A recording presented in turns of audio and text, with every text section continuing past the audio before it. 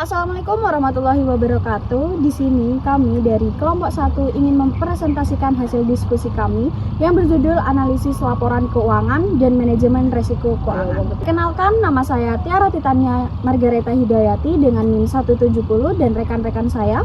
Perkenalkan, nama saya Rika Putri Tikasari, NIM 175. Perkenalkan, nama saya Zahra Priyanka Aljana dengan NIM akhir 169. Saya Nabila Nurhatimah dengan NIM akhir 173. Perkenalkan, nama saya Rifko Wijatmiko dengan NIM akhir 172. Perkenalkan, nama saya Irul Wibi dengan NIM 168. Baik, langsung saja ke materinya, yaitu yang pertama ada latar belakang. Di tengah persaingan bisnis global, perusahaan harus mengelola operasional secara efektif untuk memastikan nilai dan keuntungan. Keputusan strategis membutuhkan informasi keuangan yang akurat yang disajikan dalam laporan keuangan seperti neraca, laba rugi, ekuitas, dan arus kas. Namun, laporan ini memerlukan analisis lanjutan agar bermanfaat. Analisis laporan keuangan membantu nilai kinerja, posisi keuangan, serta potensi masa depan perusahaan melalui metode seperti analisis rasio dan tren. Selain itu, perusahaan menghadapi berbagai resiko keuangan, seperti resiko kredit, likuiditas, pasar, dan operasional. Manajemen resiko keuangan penting untuk mencegah kerugian atau kebangkrutan. Analisis keuangan dan manajemen resiko saling berkaitan. Analisis menjadi alat peringatan dini terhadap potensi masalah keuangan, serta hasilnya menjadi dasar pengelolaan resiko yang efektif. Karena itu, keduanya berperan penting dalam pengambilan keputusan dan keberlanjutan bisnis. Yang selanjutnya yaitu ada rumusan masalah, yaitu yang pertama, apa yang dimaksud dengan analisis laporan keuangan dan apa saja metode serta teknik keutamaan. Yang kedua, apa yang dimaksud dengan manajemen resiko keuangan dan apa saja jenis-jenis resiko utama yang dihadapi perusahaan. Yang ketiga, bagaimana peran analisis laporan keuangan dalam mengidentifikasikan, mengukur dan memantau berbagai risiko keuangan. Dan yang terakhir, bagaimana keterkaitan antara temu hasil analisis laporan keuangan dengan penerapan strategi manajemen risiko keuangan. Dan yang selanjutnya yaitu ada tujuan. Yang pertama, untuk memahami dan menjelaskan konsep dasar, metode, serta teknik dalam analisis keuangan. Yang kedua, untuk memahami dan menjelaskan konsep dasar manajemen risiko keuangan serta mengidentifikasikan jenis-jenis risiko keuangan dan relevan. Yang ketiga, untuk menganalisis dan menjelaskan peran penting analisis laporan keuangan sebagai alat dalam proses manajemen risiko keuangan. Dan yang terakhir, untuk memaparkan keterkaitan antara hasil analisis laporan keuangan dan implementasikan strategi manajemen risiko di dalam perusahaan. Yang selanjutnya yaitu ada definisi analisis laporan keuangan. Yang pertama yaitu apa sih laporan keuangan? Sebelum menganalisis, kita harus memahami objeknya, yaitu laporan keuangan adalah catatan formal dari aktivitas keuangan dan posisi keuangan suatu bisnis. Ini adalah rapor perusahaan. Komponen utamanya yaitu yang pertama laporan posisi keuangan atau neraca, yang kedua yaitu laba rugi, yang ketiga yaitu laporan arus kas, yang keempat yaitu laporan perubahan ekuitas. Yang D sekarang yaitu definisi analisis laporan keuangan. Analisis laporan keuangan adalah proses mengevaluasi, menelaah, dan menginterpretasi laporan keuangan perusahaan untuk memahami kinerja dan posisi keuangannya, yang bertujuan untuk membuat keputusan ekonomi yang lebih baik. Yang selanjutnya ada tujuan dan manfaat analisis. Analisis tidak dilakukan dalam ruang hampa. Ia memiliki tujuan spesifik untuk berbagai pemangku kepentingan atau stakeholder. Yang A, manajemen internal. Yang pertama yaitu evaluasi kinerja, yang kedua yaitu perencanaan dan penganggaran, yang ketiga yaitu pengambilan keputusan. Yang D yaitu investor atau pemegang saham. Yang pertama yaitu penilaian investasi, yang kedua yaitu keputusan beli atau tanah atau jual, dan yang C kreditur, bank atau pemegang obligasi. Yang pertama yaitu penilaian kredit atau credit worthiness, yang kedua yaitu penetapan suku bunga. Metode utama analisis laporan keuangan. Ada 3 metode utama yang sering digunakan dan biasanya dikombinasikan. Yang A, analisis horizontal atau analisis tren. Apa itu? Membandingkan data keuangan perusahaan dari suatu periode ke periode lain. Bagaimana caranya? Yang pertama, ada perbandingan absolut. di mana perbandingan ini melihat perubahan dalam nilai rupiah. Yang kedua ada perbandingan persentase, di mana melihat perubahan persentase. Tujuannya adalah untuk melihat tren, apakah kinerja suatu perusahaan membaik, memburuk, atau stagnan seiring waktu. Yang B ada analisis vertikal, analisis common size. Apa itu? Mengubah setiap item baris dalam laporan keuangan menjadi persentase total kunci dalam periode yang sama. Bagaimana caranya? Yang pertama, pada laporan laba rugi, setiap item misal HPP, biaya operasional, laba bersih dinyatakan sebagai persentase dari total pendapatan atau penjualan. Yang kedua, pada neraca, setiap item misalkan kas, piutang, atau utang dinyatakan sebagai persentase dari total aset. Tujuannya adalah yang pertama, melihat struktur biaya perusahaan, dan yang kedua, membandingkan perusahaan dengan ukuran yang berbeda dalam industri yang sama.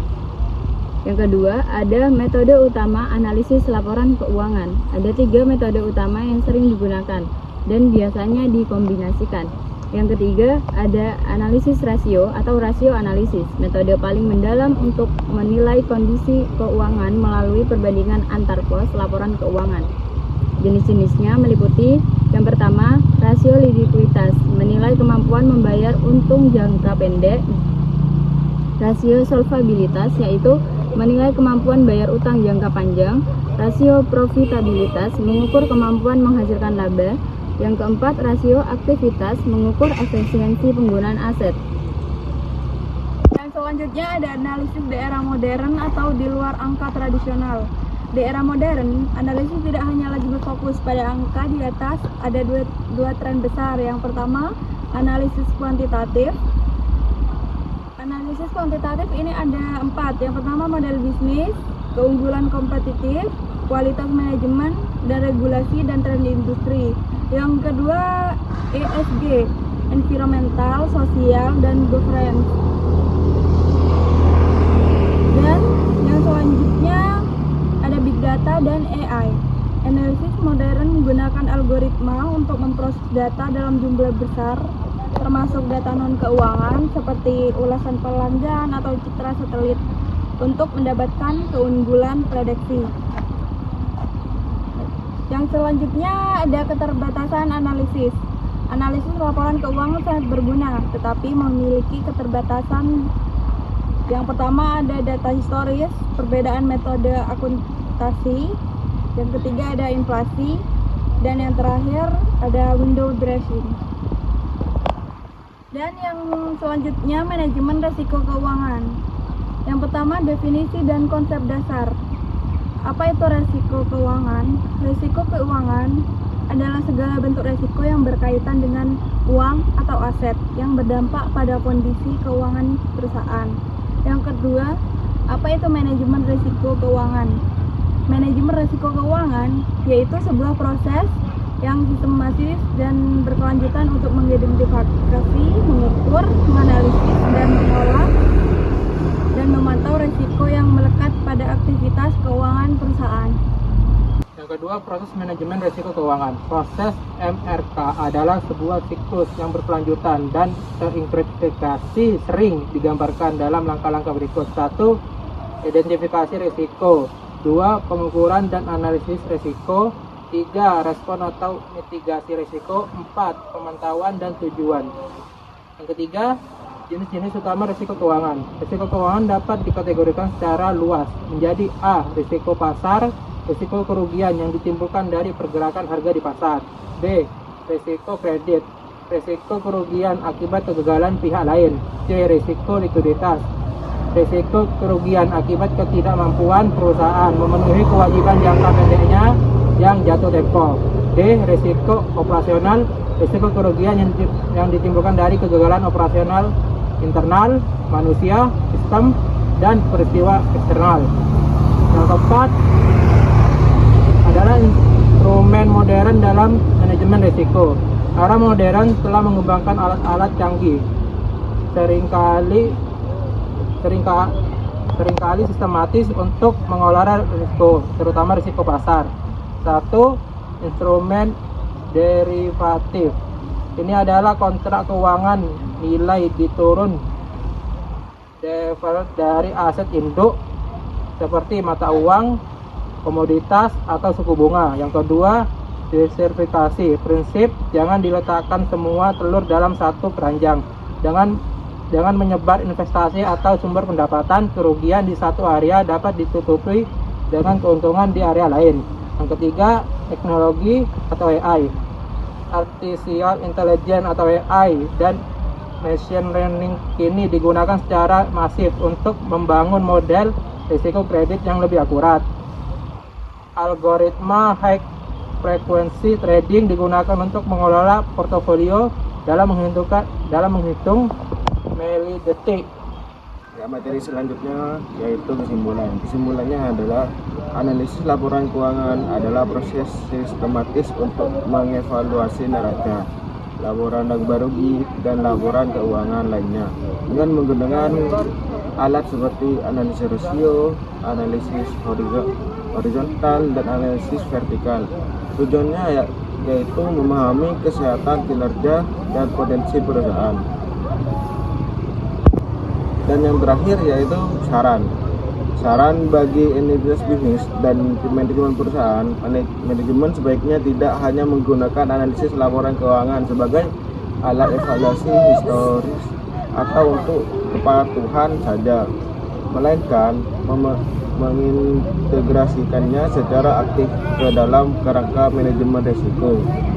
Baik, itu aja presentasi dari kelompok 1. Kurang lebihnya mohon maaf. Wassalamualaikum warahmatullahi wabarakatuh.